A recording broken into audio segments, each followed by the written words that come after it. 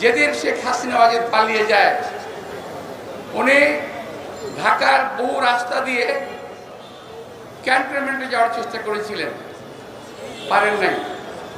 উনি পরবর্তী পর্যায়ে একটা জায়গায়, সম্ভবত আমাদের যেখানে আমাদের হয় বৃক্ষ মেলা হয় কিংবা ওল্ড পুরনো এয়ারপোর্ট, বাণিজ্য মেলা হয়, সেখানে কোন রকম হেলিকপ্টার ভিড়িয়েছেন, নামিয়েছেন, ওখান থেকে ক্যান্টনমেন্ট গিয়েছেন, ওখান থেকে উনি একটা C-17 প্লেনে করে পালিয়ে গেছেন।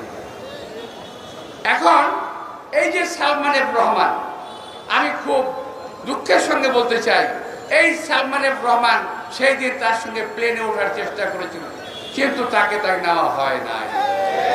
হাসিনা ওয়াজেদ তাকে নেয় নাই। এখন তফাৎটা কোথায়? আমার নেত্রী, দেশ নেত্রী বেগম খালেদা জিয়া যেদিন